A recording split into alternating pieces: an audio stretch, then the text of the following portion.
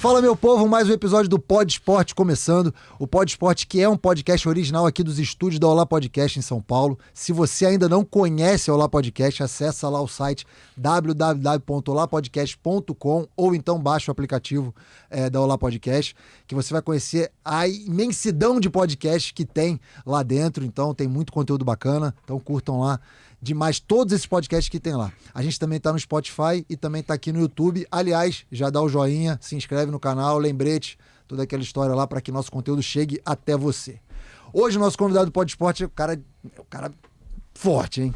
O cara pesado, a fera do arremesso de martelo, Alan Wolski. Muito bem-vindo ao Pod Esporte. Cara, muito obrigado. É uma satisfação muito grande aqui estar representando o atletismo, representando o lançamento do martelo de todo o Brasil. E, cara, satisfação enorme estar aqui, né, falando de esporte. Você falou atletismo, cara, acho que o atletismo só vê a Fabiana Murer aqui. Então, a Fabiana Murer e você, só nome de peso, cara. Sou o segundo atleta depois da Fabiana, imagina. Pô, é sobrecarga gigantesca em cima de mim aí. Demais. Cara, Alan, me conta, porque, assim, as pessoas, a gente fala de atletismo, normalmente as pessoas entendem como corrida e tal. E é normal, correr é um movimento natural da criança, principalmente. Sim. Então, cara, como que surgiu arremesso do martelo na sua vida? Porque de algum lugar você começou, de alguma maneira você iniciou. Como é que apareceu isso na sua vida, cara, o arremesso de martelo? Sim, vamos lá. A história é bem um pouquinho grande, né? Lançamento do martelo, como você mesmo disse, é muito pouco difundido no Brasil, né? Porra, ninguém conhece. Eu só conheço você, cara. Ninguém conhece. Pô, não é qualquer lugar que dá para fazer nessa modalidade. Eu conheci o atletismo na escola, né, mas não foi o lançamento do martelo. O lançamento do martelo foi logo, né, depois de um bom tempo, dentro de um clube bem especializado, né, no atletismo, que foi no Centro Olímpico, ali naquele complexo, tem vários esportes. Em São Paulo. Você é de São Paulo mesmo? Sou de São Paulo. Sou nascido e criado em São Paulo, hoje moro em Diadema, né? Enfim, voltando um pouquinho, né, como surgiu o atletismo na minha vida, eu jogava, sempre fiz vários esportes, handball, vôlei, basquete, handball, joguei. Ainda bem que mudou, aí tomei uma porrada na cara e, porra, desisti assim, né, não quis mais jogar.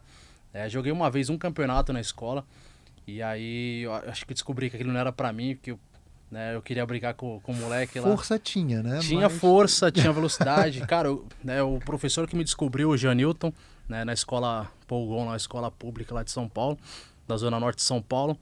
E ele viu eu jogando no intervalo e o cara fazia umas cortadas super gigantescas e fortes, né? Tinha uma potência muito boa de perna. Ele falou, handball. Joguei. Eita. Ele falou, cara, acho que você, né, pelo seu porte físico, perfil assim genético, acho que a gente pode te colocar no atletismo. E aí veio na minha cabeça, pô, atletismo, cara, desse tamanho. Fazer atletismo, na época eu tinha 15 anos, pesava 100 quilos já.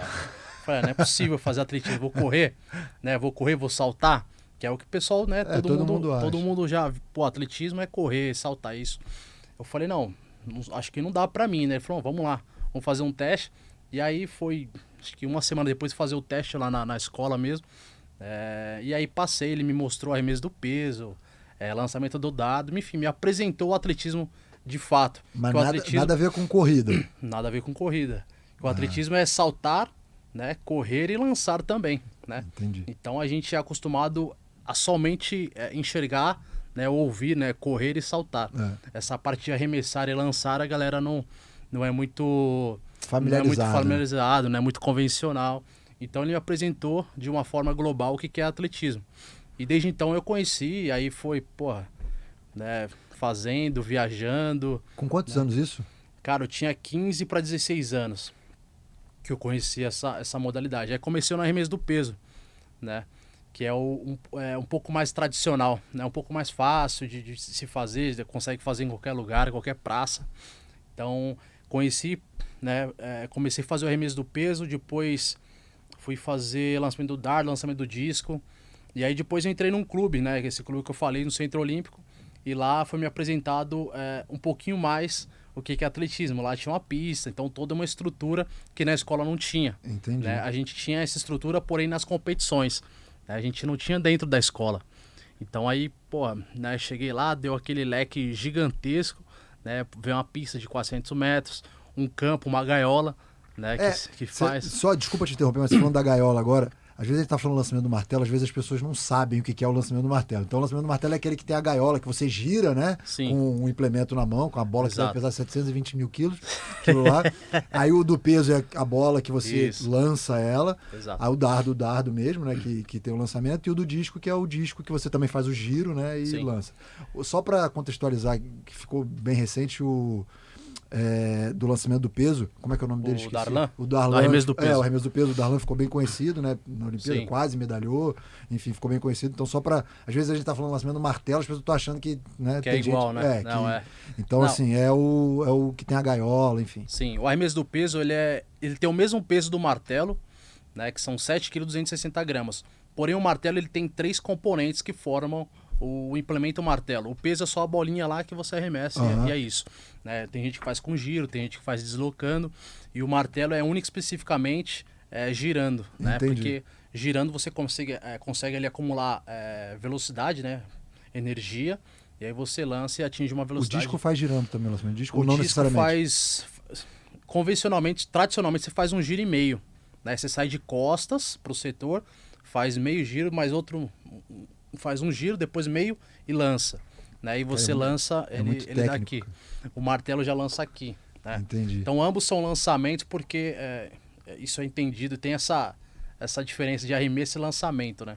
E às vezes há umas picuinhas internas assim do que a galera fica Mas meio, por quê? pô, o que é?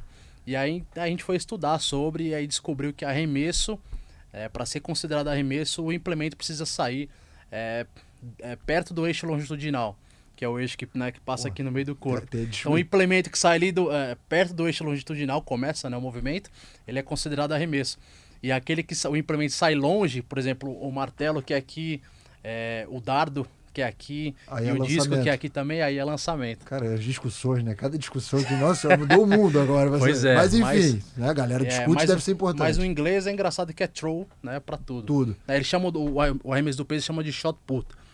Não sei o Entendi. porquê, mas o resto é tudo throw.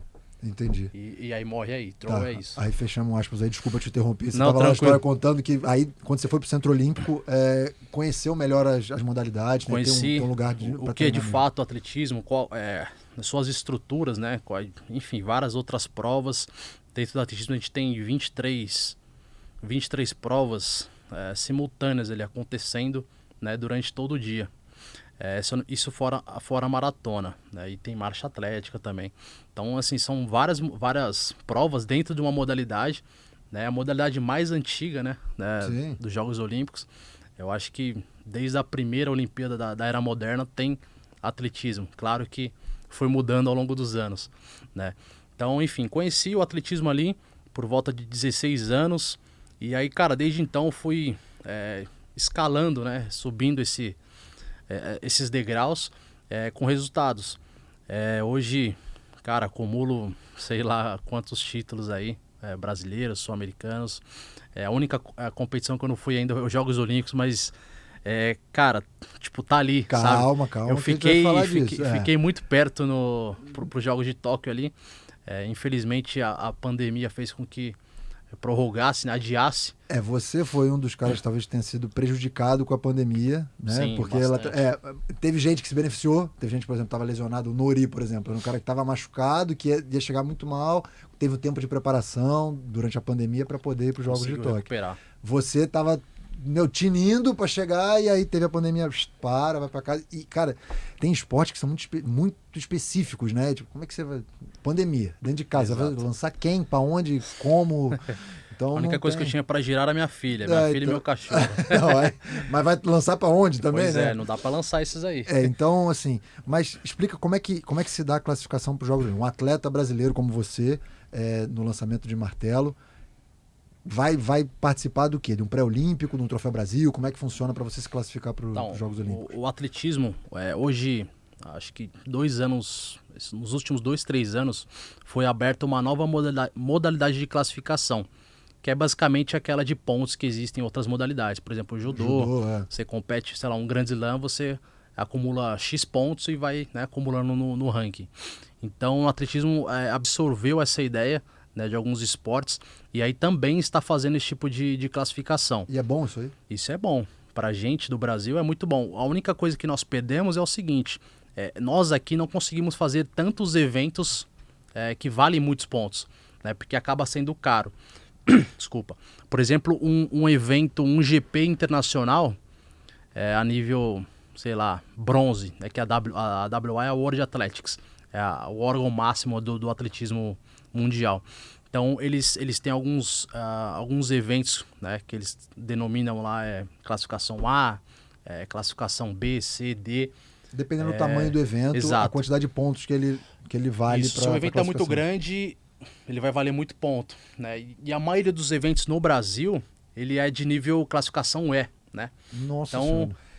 Só um comparativo assim, ano passado, antes de fechar, na hora que fechou o ranking lá, eu fiquei em 42º, né? E aí no ranking de pontos, eu olhei o ranking por pontos. Eu e o último cara que entrou, né, pros jogos.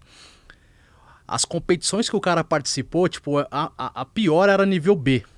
E a minha, tipo, a maioria era tipo tá ligado? Se você tivesse participado de duas, talvez. Duas, por exemplo, nível B ou nível A, pô, já me colocaria. E normalmente essas competições de nível A, tudo Europa, fora. Estados Unidos. Tudo fora, e com a pandemia a gente não conseguia sair, não conseguia participar, né? E eventos para lançamento do martelo não existem tantos, né, no mundo. Por exemplo, para corrida existem inúmeros, né? Corridas, saltos.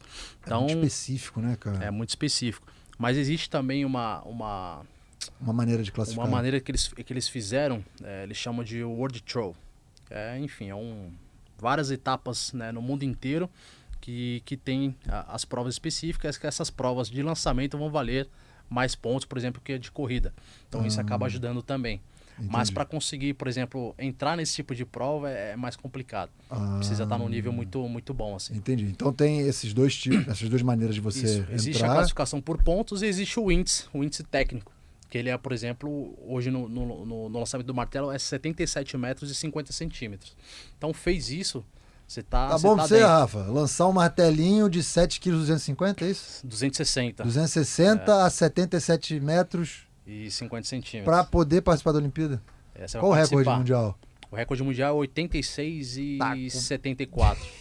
Mas é um recorde de 30 anos atrás, assim. Então, isso que eu ia falar, porque tem alguns esportes, os recordes perduram muito tempo. No martelo também é assim. Sim, infelizmente. Na época, né, tipo, não havia tanto controle de dopagem como é hoje. Então, essa é uma das, vamos dizer assim, que é uma das maiores explicações, né, por todo o avanço tecnológico, melhoria de implemento, melhoria de treinamento. Já era para ter sido batido. Mas, infelizmente, ninguém chega perto dos 86. Já tiveram, por exemplo, uns caras... Qual que chegou mais perto aí? Teve um cara que chegou a 86 e alguma coisa, porém, ele já foi pego no doping também 3 vezes, assim. Aí tem, O cara quase foi banido. Aí tem. E esse foi o único que chegou perto. O cara que eu acredito que tenha chego é um japonês. Japonês. Ele foi campeão olímpico em Sydney, lançou 84 metros. Mas também é antiga, 2000, então... enfim, o controle também não era tão preciso como é hoje. Passaporte, né, biológico, etc. Você fez passaporte? Explica aí pra galera o que é o passaporte que você tem. Eu não tenho, mas basicamente aí. Os caras mapeiam, né, sua genética ali através de umas coletas de exame de sangue. Eu fiz eu fiz o passaporte, depois disso nunca mais fui testado. Sério? Pô, aí porque o handball, assim, não é uma modalidade que, normalmente, pra galera entender, todo atleta que participa de um esporte olímpico, que, né, ou está em processo de seleção, ou está em grandes clubes e tal, ele tem que reportar para a UADA, né, e para a BCD, onde uma planilha de treino, de onde você vai estar, mais ou menos ele chama de what about. Onde você está o dia inteiro da sua vida. Então, o cara... Se não tiver, dá ruim. Dá ruim. Então, por exemplo, o meu treino é do meio-dia às 2h, então nessa descrição tem que estar lá. O Diogo vai estar no clube do meio-dia às 2h, o endereço do clube, blá, blá, blá. Então a UADA ela vai saber. Então eu quero lá testar o Alan. O Alan, ele deu lá que o treino dele é das 8 às 10 no clube. Então vai chegar o ADA lá às 8 às 10 e vai testar. Ah, mas o Alan não tá, meu amigo. Se não tiver, aí o pau canta. 3 ausências, né? Aí você é considerado dopado. E a galera do atletismo, da ginástica, da natação, cara, a galera testa muito, muito mesmo. A galera fica no pé. Em cima dos esportes coletivos menos, normalmente em competição. São raras as vezes que chegam em... Eu acho que os esportes individuais, eles são muito mais rigorosos, né, vamos dizer assim. E aí só para explicar o passaporte biológico, se faz uma testagem do seu sangue, pega lá e seu sangue tem lá um mapeamento genético, né? Tem lá, acho que é genético. Né? E aí ele vai testando você a cada competição, a cada tempo e tudo. Se ele vê alguma alteração ali, ele consegue, através daquela alteração que ele viu, que analisou ali, consegue ver se em algum momento nessa trajetória você fez uso de alguma substância ilícita, enfim, e aí você tem a punição. Então o passaporte é o que há de mais moderno. Na questão de dopagem. Mas perdi até onde a gente estava falando, começou a falar de dopagem, é um negócio que é interessante, cara, que é importante falar. É importante, é algo que você começa a falar, você começa a viajar, né? Porque é muito presente, né, nos esportes atuais. Cara, de vocês, e hoje, então... eu entendo hoje como o esporte, ele acabou perdendo um pouco essa essência de ser aquela coisa fair play, né? O esporte é business, cara, é negócio. Pois é muito business hoje. Então, cara, o que os caras puderem fazer pra burlar o sistema, né? Rússia, assim a gente né? pode dizer. O que a Rússia fez, cara. O que a Rússia fez é surreal. Aquilo ali, os caras, pra quem não tinha viu um lá esquema, tinha um esquema do governo russo. Então, tipo, era um negócio bizarro, cara. Era bizarro. Os caras passavam por baixo tinha um alçapão. Os caras fizeram o que fizeram, tanto é que foram banidos durante muito tempo. Pra quem não assistiu aquele documentário, o Ícaros lá, cara. O Ícaro é legal, o documentário Ícaro. Não sei se foi realmente aquilo, mas, cara, se foi... Bizarro, Dizem que tem um livro, né, que conta bem, assim, a história verídica, assim. Que foi até um russo, o cara que era responsável lá, que escreveu esse livro. Ele falou que no livro ele conta mais detalhes de como foram as ações. Não é pesado, porque, cara... Em alguns esportes faz muita diferença, né, cara? Muito, muito, muito. Ciclismo, cara, atletismo, Ben Johnson aí pra galera um pouco mais antiga. Ben Johnson, cara, você olhava o cara... Era uma máquina. Era uma máquina, mas aí depois se descobriu que tinha um monte de coisa. Aí daí você vê o Bolt, por exemplo. Aí é o cara que realmente, cara, é que ninguém vai lá e faz aquilo. Ninguém pegou o Bolt, né? Tipo assim, o cara ficou, sei lá, 15 anos, 20 anos em alto rendimento e, tipo, nunca foi pego. Então... Se não foi pego, o cara tá limpo. Tá limpo, né? porque imagina o cara testava. Porra, imagina. É o Bolt, né, cara? É o Bolt. Cara, se ele estivesse em casa no sofá, os caras estavam testando ele. Na Olimpíada do Rio, era muito louco. Você via a galera assim andando junto, tudo agasalho da Jamaica, parecia um enxame assim, ó. Os caras, o Bolt tá ali. Ele andava no meio e a galera, mas a galera, os atletas junto, assim, ó, parecia um enxame assim andando junto. E ele no meio. Ninguém conseguia falar com o cara dentro da vila. É o Bolt, cara. Mas enfim. O cara é diferente. O Alan, e, cara, quais os países aí são do lançamento de martelos top aí do mundo? Cara, hoje basicamente ali o leste europeu domina, assim, o lançamento do martelo. Acho que na Europa em geral, assim, né? A Europa é gigantesca, né, a gente sabe, mas falando um pouquinho mais do leste europeu, são os caras que mais desempenham, mais performam dentro da prova, assim, resultado, falando de resultado, né? Mas, cara, acho que falando um pouquinho do Brasil, o Brasil cresceu muito, né, nos últimos anos, né, nessa prova. Eu tive a oportunidade de ir para fora, treinei na Eslovênia com Vladimir Kevo, que foi campeão olímpico em 2008. Ele é o treinador e o atleta era o Primo Cosmos. Eles foram campeões olímpicos, campeões mundiais logo depois em 2009. E aí em 2010 eu tive a oportunidade de treinar com os caras lá. E aí, cara, é surreal. Aqui a gente, como eu posso dizer? É que a gente não tem muita informação, então tudo pra gente é muito grande, muito difícil, né? E ainda por não ser um esporte tão tradicional, tão normal, né? Então acaba ficando ainda mais difícil. E aí você chega lá, começa a conviver com os caras que... o cara lançava na época eu lançava 62 metros. E aí comecei a treinar com os caras e tipo, vinha que era tudo muito fácil. E o cara não se esforçava pra fazer aquilo. Tipo, 70 metros, pra mim era surreal. E aí comecei, aí deu 3 meses, lancei 69 metros. E tipo, tava tipo normal. Falei, porra, será que é só conviver com os caras que faz essa mágica, será né? que o ar aqui é rarefeito, o martelo vai mais longe? A água aqui é diferente. Pô, tô normal, tô, né, fazendo as mesmas coisas, porém vivendo com os caras. E isso fez, cara, total diferença pra mim, assim, tipo... Os caras são normais, né? São seres humanos normais, treinam 2 períodos igual eu também. Comem um pouco mais? Cara, não come mais, tipo, é tudo normal, assim, tá ligado? Tipo, os caras bebem, tipo, bebidas alcoólicas, os caras Olha o segredo surreal, aí, assim. olha o segredo Tem aí gente da que vodquinha. fuma. Não, Cara, europeu, cara, europeu é cultural. o cara que foi campeão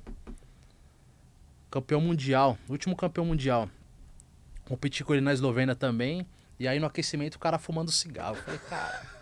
Porra, aí... E, pô, aí, tipo, foi meu primeiro ano lá. Eu falei, não é possível, velho.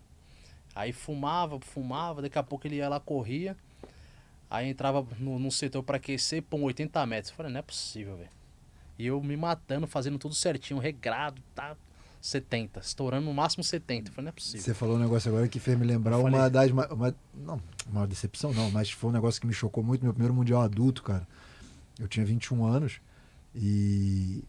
Cara, acabou, a gente foi jogar um torneio amistoso na França e acabou o jogo, e aí um dos caras que...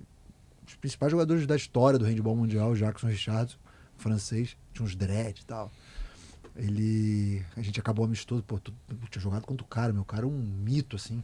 Acabou o jogo, aí fomos sair assim do ginásio, tinha uma galera fora, ele tava num cantinho fumando um cigarro. Eu falei, como assim, velho? O cara fuma. Essas são as coisas que desmistificam. Exato. Mas, e na época eu tinha mais ou menos essa idade. Eu falei, não é possível, cara. Pra mim foi um baque gigantesco. Eu falei, deve ser esse o segredo, né? Mas, tipo assim, eu nunca quis experimentar pra saber, pra ser melhor, né? É algo que, sei lá, eu acho que isso daí é algo que vem com a gente já, né? De essência. Então, eu nunca gostei, né? Bebida, cigarro, essas coisas. Mas o que é? A técnica dos caras? Que é diferente? Técnica. Eu acho que a técnica é o fator principal para você performar melhor, né? Dentro do lançamento do martelo existem alguns pilares. São 3 pilares principais para você performar. Então, é técnica, que é o primeiro, velocidade e depois vem a força. Todo mundo acha que é o contrário. É o contrário. Todo mundo acha que é invertido. O que a gente fazia desde sempre? Porra, os caras são grandes. Enfim, vamos trabalhar força. E trabalhar força é muito fácil. Você não precisa de muita informação. Hoje tem inúmeros artigos publicados para você desenvolver força. E é muito fácil. Vai pra academia, pô, senta o rei lá. Essa é a parte mais fácil pra gente. Então, essa parte física a gente é muito boa, muito bom, né? Tanto é que eu fui pra Eslovênia lá, tava muito bem fisicamente, e o treinador falou assim, ó, tá muito forte. Porra, vai entender. Falei, a vida inteira ouvindo que... tem que treinar força. Com 17 anos eu agachava com 400 quilos. Sério?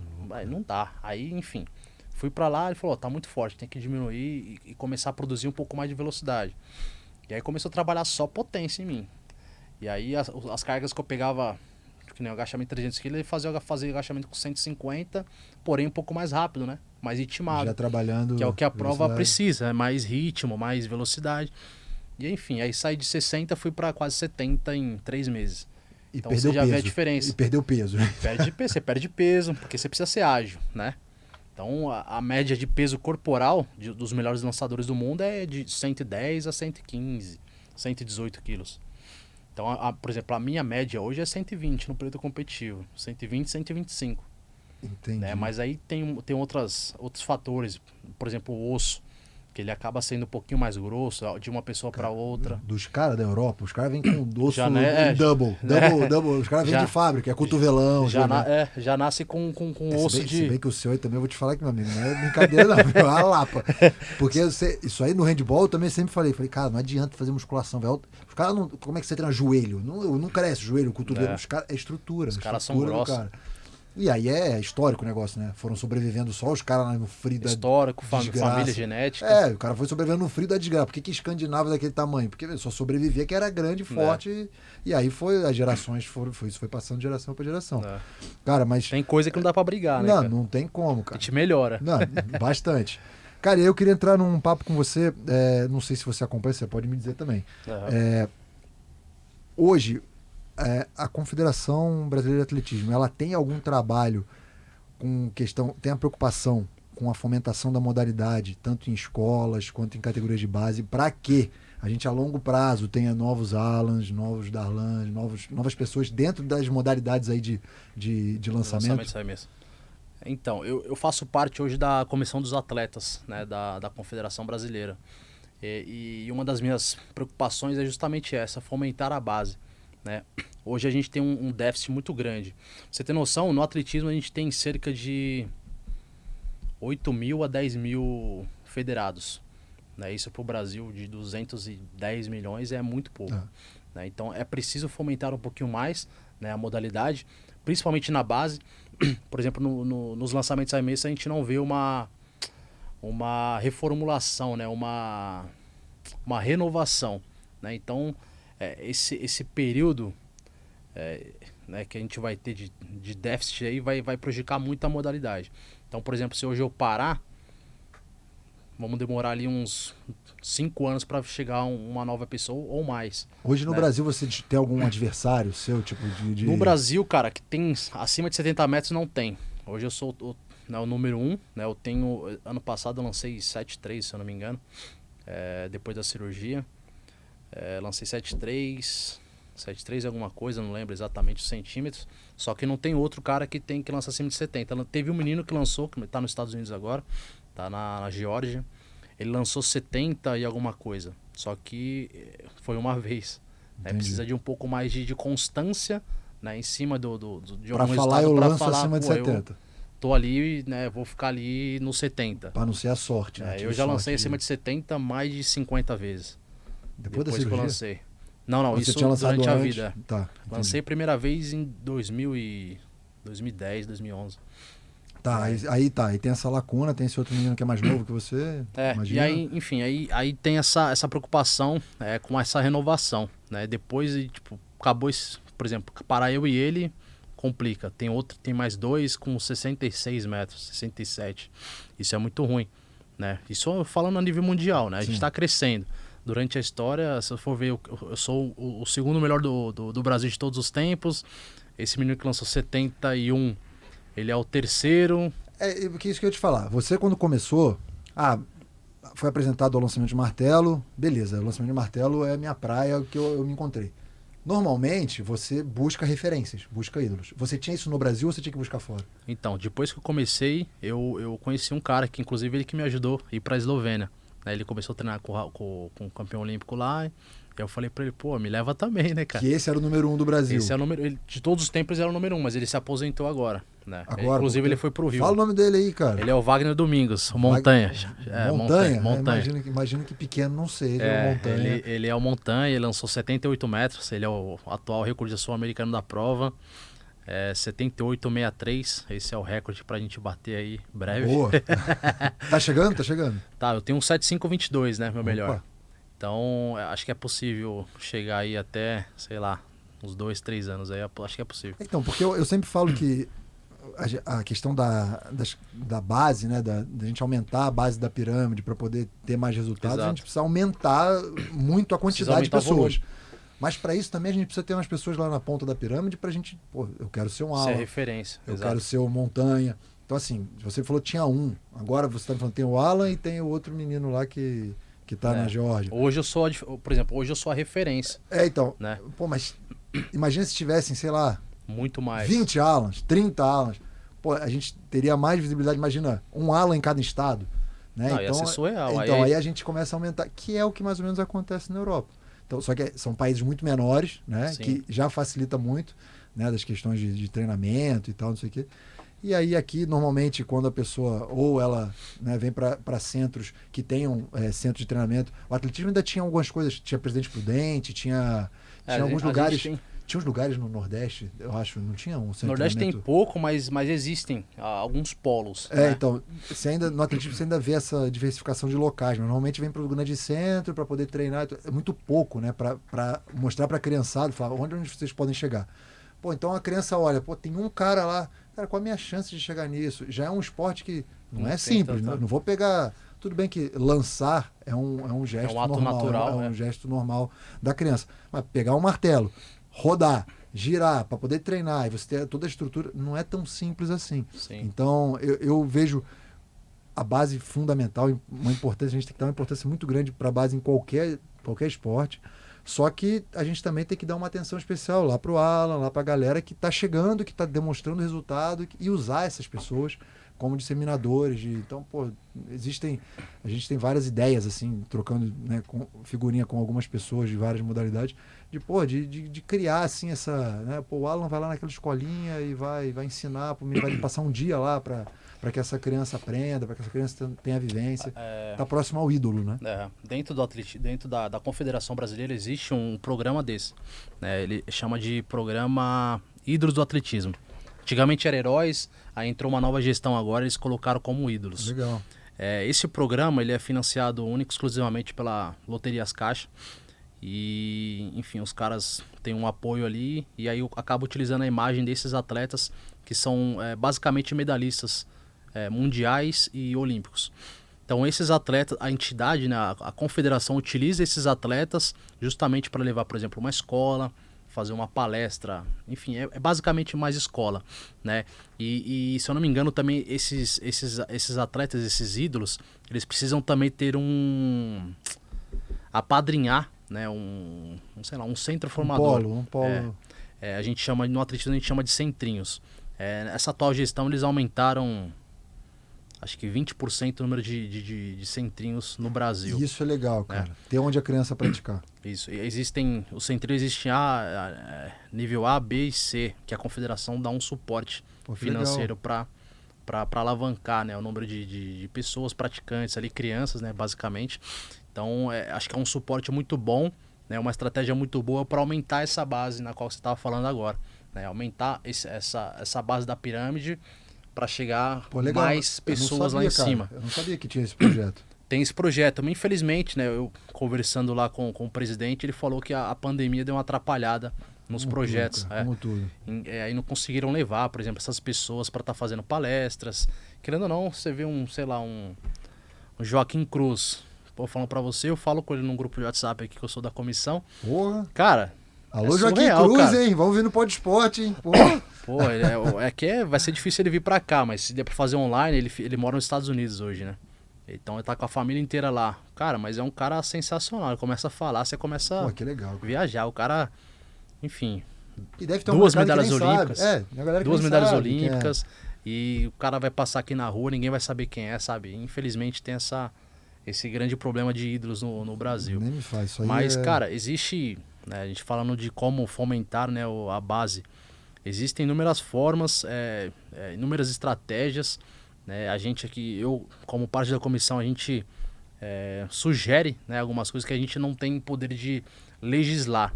Né? A gente tem o poder de eles nos consultam quando querem e a gente dá a nossa opinião como atletas. Esse querem aí foi meio... porque nem tudo é o que, tipo, nem tudo eles aceitam, entendeu? Entendi. Como é que é essa gestão hoje da Confederação Brasileira? Tá fazendo um trabalho legal? Eu particularmente não tô gostando 100%, né? Acho que tem muita coisa ali que eles podem fazer melhor, né? Como gestores, de repente ter um olhar melhor, né, para os atletas. A atual gestão veio com foco, né? O slogan deles veio como foco no atleta. Então tudo que foi apresentado para a comunidade foi muito bom. Tanto é que a comissão apoiou essa nova gestão. Então a gente tem cobrado, né, algumas ações que foram ditas durante a campanha que vão fazer e tal. Tem feito muita coisa legal, né, mudou muita coisa. Eu acho que, acredito eu que estão ali no bom caminho, né, estão percorrendo um bom caminho, mas existe ainda muita coisa para melhorar. Né? Eles estão, acho que 1 ano e meio, 2 agora. São 4 anos de mandato? São 4 anos. E então, você falou que a comissão de atletas já estava antes dessa eleição? Já, não. A gente renovou agora, ano passado. São 4 anos também. Vocês participam da eleição. Sim. E lá que a gente tem muito peso. A gente tem 33% dos votos. Não, isso aí então, nosso peso é eu passei recentemente por um processo de comissão de atletas do handball, mas deixa pra lá. Não falar disso, não é... Isso é pano pra manga. Cara. Infelizmente, eu odeio política. Nunca gostei. Mas não existe. Eu acho que tem gente que deve gostar, obviamente, gente que gosta, mas não existe fazer nada sem política. Nada. E eu aprendi isso talvez da pior forma possível, me sentindo o cara mais ingênuo do mundo, vendo o mundo cor-de-rosa. Hoje eu sei que não é assim mais. Então, se eu não sei, ou eu vou procurar saber para fazer direito, ou eu, valeu, obrigado, vou sair fora. Porque esporte, cara, a gente eu acho que como todo atleta que ainda está atuando, a gente é muito romântico, cara. A gente é muito sonhador. A gente pensa na modalidade de. É que a gente de uma ama, maneira, né, cara? Aquilo. Foda. Cara, Você a gente fica ama, cego. a gente sofre, a gente sente dor. Falar de dor é brincadeira aqui. Quantas cirurgias você tem? Tenho 2. Duas, eu tenho 8. Nossa. Eu tenho 8 e mais um monte que tem que fazer para ver se eu consigo viver depois. Então, ainda jogo. Então, assim, isso tudo passa. A gente faz muito do negócio por amor, cara. Né? Hoje, você ser atleta no Brasil, pô, você sabe das dificuldades. O dia que parar de jogar, o dia que parar de atuar, vai ter que ter um emprego, vai ter que empreender, vai ter que fazer alguma coisa, porque, infelizmente, não vai dar para ser o Bolt, o Cristiano Ronaldo. Cara, nem quando parar. Hoje, por exemplo, eu não vivo só do esporte. Então, você tem que fazer o seu pé de meia fora também. E é um cara que... Você é um cara que tá, vai brigar por vaga em Jogos Olímpicos, sabe? Pô, é um cara que é o número 1 do Brasil e tem que realmente trabalhar por fora para tentar, apesar de ter todo o suporte do clube hoje, ser atleta do Esporte Clube Pinheiros, apoio de confederação, enfim... Não é o suficiente. Né? Chega a ser injusto a gente competir com atletas do leste europeu, com os eslovenos, os búlgaros, sei lá, os caras da Chechênia, sei lá de onde que é esses caras que saem do nada e são gigantescos. Então, por isso que a história da Olimpíada, né? Toda época de Olimpíada é tudo muito bonito, né? Nossa, o herói brasileiro. Meu amigo, é depois do herói, mas não é depois do herói ali, é depois do herói a carreira inteira. Porque é muito difícil, são pouquíssimos que têm o privilégio. E olha que a gente tem que levantar a mão pro céu e agradecer de ter um lugar com estrutura para treinar, de não ter atraso de salário, de ser tudo bonitinho, porque não é também a realidade do país. A gente está meio que no meio do caminho ali. Tem os negócios. Cara, a gente tem vários privilégios, né, de ser do Clube Pinheiros. Né? Que nem você falou, o salário, a estrutura. O que a gente precisa é estrutura para treinar, né, para desenvolver, para performar como um atleta. Sim. Né? Infelizmente o clube não tem, por exemplo, lugar para me lançar. Então não consigo fazer tudo aqui. É isso que eu falo. A parte técnica. A parte técnica eu não consigo. Aí, por exemplo, eu treino no Centro Olímpico. Então entendi. eles me abriram as portas lá, junto à Prefeitura de São Paulo. Então eu consigo treinar lá e depois ir pro clube fazer a parte física, a parte de força lá, que você vê lá. Treina pesado. Direto lá. Eu vejo mesmo da vontade de ir embora, porque, nossa senhora. É bom que tipo, você faz lá o seu, aí você não precisa desmontar os pesos, deixa lá, ele coloca mais 3 trilhões de quilos lá e vai embora. Mas enfim, falando nessa questão de estrutura, é o que a gente precisa. Né? Hoje não é a realidade, né, como você falou, não é a realidade de todos os atletas do Brasil. Tem um Esporte Clube Pinheiros, tem um Centro Olímpico para treinar, que a pista é boa, pista nova. Tem os aparelhos da Eleico lá, barra girando. Não, tudo bonitinho. Tudo tinindo. Eu fui ter barra girando agora, depois de velho, né? Eu treinei inteiro com aquelas barras lá, as minhoquinhas lá, filhão. O quê? As anilhas, filhão? Uma vez a gente foi pegar... A gente falou, vamos pesar as anilhas. Aí a gente pegava uma de 10 quilos. Aí você colocava na balança. Aí dava lá. 9,8. Aí você pegava outra, era 12. Falei, caralho. Agachamento aqui. E você olhava a anilha igual. Falei, cara, como é que faz isso? A vida inteira, com a barrinha fininha lá, que não rolava, que não. Fui ter isso tudo aqui no Pinheiro depois de velho. Eu também. No Centro Olímpico antes eu não tinha. Era só essas barras. Inclusive eu fiz um arranco uma vez. Fiz um arranco, acho que tinha uns, 90 quilos. Aí joguei e soltei. Aí, sei lá, não sei porque, acho que estourou meu strap. Aí eu tive que soltar, porque senão eu ia fazer merda. Aí na hora que a barra caiu no chão, era chão normal, né, de asfalto. O chão. Aí a barra estourou, velho, quebrou só um lado da barra, sabe? Aí foi uma anilha pra não sei aonde lá, foi engraçado. São coisas que acontecem no esporte que nem todo mundo vê. Um agachamento uma vez, essas barras entortam, não desenverga mais, né? Aí tava assim a barra. E aí, tipo, né, viajando lá, entrei no suporte, peguei a barra, acho que tinha uns 220 quilos.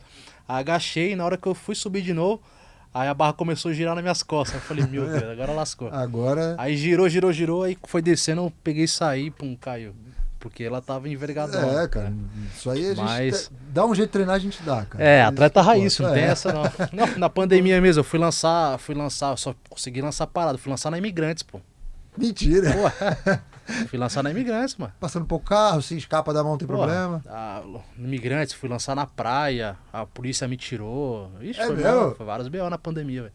Justamente pra não tentar perder, pra não tentar perder porque o mínimo. A gente tava falando aqui em off, é bem perigoso, né? Você tem a gaiola lá de... Cara, aquilo lá pega em alguém, A gaiola é pra proteger. Aí é pra praia, tipo, 6 horas da tarde, já tava escurecendo, aí começava a lançar um pouco lá.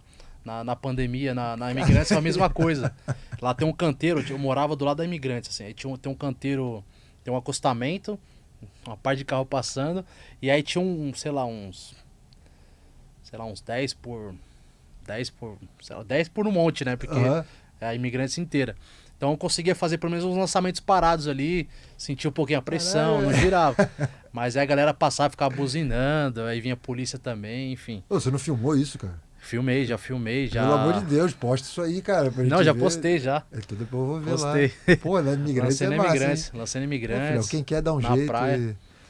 Cara, eu não tinha pra onde correr. Né? Eu tinha que fazer alguma coisa. Ninguém teve. Ficar em casa, eu girava em casa. Eu ficava girando em casa não é a mesma coisa. Você não sente o peso do negócio. O peso. Então, que nem a minha mão. Se eu fico 2, 3 semanas sem lançar, cara, mostra pra câmera esses aí. calos aqui já somem. Quem tá no áudio não tá vendo, mas onde dá tá pra ver aí o calo, Rafa? Dá, né? Pai, calo na ponta do dedo. Aqui, porque a manopla ela fica bem aqui, assim, né? Aí dá toda essa pressão. O martelo pesa 7 quilos, mas na hora que ele começa a girar, você vai produzindo força. Então, quanto mais veloz você gira, mais pressão você vai ter no dedo. Né? E a gente, mesmo assim, a gente usa uma luva ali, uma proteção, só que mesmo assim destrói. Entendi. Chega a hora que estoura, sangra um monte. Mas aí chega a 200, 300 quilos na mão, cara. É só os violentos, cara, pra fazer isso aí. Tem que se ser. eu fizer isso aí, vou eu martelo tudo pra longe. O sistema é bruto. Cara, e pra gente finalizar aqui, como é que tá a preparação aí? É Tóquio. É Paris. O foco. É isso? Tá vidrado nisso? Tá focado nisso? Cara, sempre foi meu grande sonho ser um atleta olímpico, sempre colocar o óleo ali no Instagram. O Instagram chegou depois, né? Eu comecei minha carreira em 2006, o Instagram não era tão evidente como é hoje. Né? Mas o Instagram é de 2012, eu acho. Né? Meu grande sonho é colocar esse óleo no Instagram ali, ser realmente considerado um atleta olímpico. Né? Então isso que me move, assim, isso que ainda faz eu respirar, todos os dias acordar, né? 6 horas da manhã ir treinar, né, passar por todas essas burocracias, esses problemas, né, que tem no Brasil, enfim, deixar a família, tem ano que eu fico 6 meses fora de casa, né, viajando, que nem eu fui para a Eslovênia lá, fiquei 6 meses, então não conseguia, né, ficar com a minha filha, por exemplo, então é algo tão grande que acaba que tirando essas coisas que também são muito importantes, né, na vida do ser humano, e é isso que faz eu ainda, como eu disse, respirar, né? Tipo, acordar, pô, eu quero. É uma meta de vida mesmo. Né? Não é nem, tipo, lançar longe. É ser um atleta olímpico. Eu costumo dizer que se eu chegar nos Jogos Olímpicos vai ser uma medalha, cara. Que nem você falou. Você não conhece, nunca fez ideia do que era o lançamento do martelo. Com certeza muita gente também não sabe o que é. E vai conhecer, né? Se eu tiver lá. E vai conhecer quando eu chegar lá. Né? Porque, cara, né, quem for conhecer um pouco da minha história sabe de onde eu vim lá, né, da favela, lá do Jardim Imperial. E chegar nos Jogos Olímpicos, né, com certeza vai ser vai ser em Paris. Então, para mim vai ser uma realização, cara, gigantesca, assim. Né, e para mim, com certeza, vai ser uma medalha de ouro, cara, tá lá, né, por todos os problemas, né, e todas as dificuldades que é para um lançador de martelo, né, por exemplo, no Brasil, chegar aos Jogos Olímpicos. O Montanha, no Rio, ele foi finalista, acho que ele ficou em 12º. São 12 na final. Uhum. Então, para ele já foi, cara... medalha também, né? O cara, com certeza, cara, nordestino, teve que ir para São Paulo, aprender, depois ir para Eslovênia lá. Ele não falava inglês, ele tinha umas histórias da hora. Ele escrevia as palavras no braço, assim, para se comunicar com o cara, velho. O cara só falava inglês e esloveno. E se virou. E ele se virou, aí ele aprendeu, né? Se fala bem ou não o inglês hoje, ele aprendeu bem, a mesma coisa eu. Que nunca fez curso nenhum, a gente aprendeu na marra. A gente já teve a oportunidade de receber aqui alguns medalhistas olímpicos e a gente falou exatamente isso, que para a grande maioria dos atletas brasileiros, principalmente, estar nos Jogos Olímpicos já é uma conquista assim, absurda. E você falando, cara, eu me vi muito em você, porque você falou, pô, a gente acaba deixando de lado coisas que são importantes para a nossa vida. Talvez sejam as coisas mais importantes da nossa vida, que a nossa família. Talvez não, com certeza são, nossos filhos, nossas esposas, enfim, quem a gente ama, nossos pais, nossa mãe. E essa ambição dos Jogos Olímpicos deixa a gente tão cego, mas tão cego, é um negócio tão do atleta ali que, cara, realmente, sabe, as coisas... depois eu olho para trás hoje que eu passei por todo esse processo, consegui participar dos Jogos Olímpicos, eu ainda atuo como atleta, mas hoje com outro foco, com foco completamente diferente, com foco em vencer, em competir e tudo, mas completamente diferente do que era quando eu queria estar nos Jogos Olímpicos. Cara, e às vezes eu olho e falo, pô, valeu muito a pena, porque eu realizei o meu sonho. Mas, cara, eu deixei muita coisa pra trás, eu deixei muita coisa passar. Às vezes eu olho pra minha filha, eu tenho uma filha de quase 15 anos e tenho uma de 1 e 4 meses. A de 15 anos, ela viveu muita coisa no esporte. Cara, às vezes eu olho e falo, cara, onde eu tava que ela pulou dos 5 pros 14? E foi justamente isso, sabe? Que a gente abdica. Então, acho que o cara que é atleta e durante o período olímpico vê as pessoas falando o que falam, né? Ah, mas ficou em 29º. Cara, você não sabe o que é ser 29º do mundo. Você não sabe o quanto de história tem ali por trás, como a sua, Alan, que você está construindo. E eu tenho certeza que Paris é uma realidade para você. Torço pra cacete, vejo o seu esforço diariamente no clube. Você talvez, tirando o cara do meu tio, você é o cara que eu mais vejo no clube, que você está lá toda hora. Toda hora eu tô na academia chegando lá. E se não tá na academia, tá lá no Centro Olímpico treinando também. Então, cara, acho que eu, em nome do Pod Esporte, da Olá Podcast, todo mundo, cara, deseja muita sorte para você nessa sua caminhada para Paris, que tudo vai dar certo, né? Acho que é um período curto agora, né? De 2, 3 anos aí. Você ainda vai lutar pelo índice ou talvez pela pontuação, mas que tudo vai dar certo, cara. Cara, com certeza.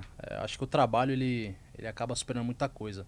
Eu quase cheguei, né? Eu cheguei, mas infelizmente a pandemia adiou, enfim, fiz cirurgia, tive que o sonho foi barrado ali momentaneamente. É só pra história ficar mais legal. É só pra sua história ficar mais gostoso, né, mano?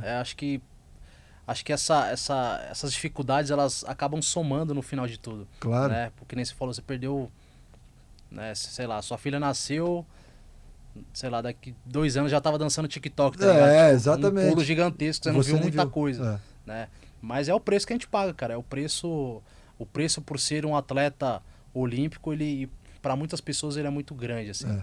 E poucas pessoas estão dispostas a pagar. Exatamente. Né? Então, acho que quem realmente ama, quem realmente quer, né, ele vai lá e paga, e se precisar pagar de novo, ele paga de novo, sabe? Então, acho que, cara, enfim, eu acho que eu sempre, né, desde quando me entendo por gente, eu sempre quis ser um atleta olímpico, então desde então eu venho construindo, e eu tenho certeza que eu vou chegar lá. Não sei como, mas eu vou chegar.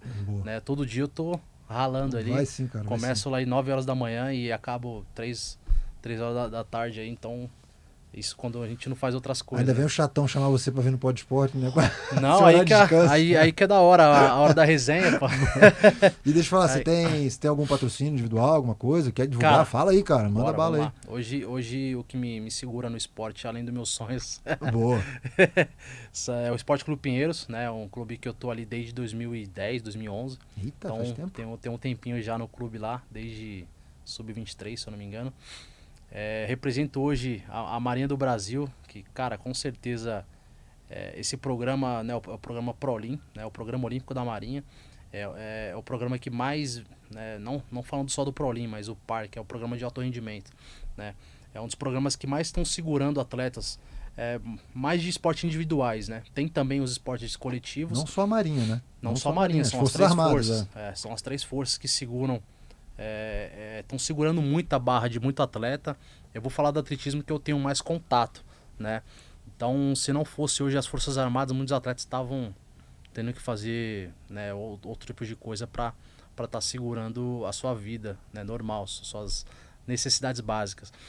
Infelizmente, no Brasil a gente não tem tantos incentivos de incentivos, né, fiscais de empresas, né? Como é nos Estados Unidos, a gente é único exclusivamente dependido ali do governo. Né? Patrocínios diretos, né, de grana de verba privada. Infelizmente a gente não tem muito isso. Né, que eu acho que se mudasse um pouco essa realidade seria um boom muito grande pra gente. Né, começar a investir um pouco mais no esporte.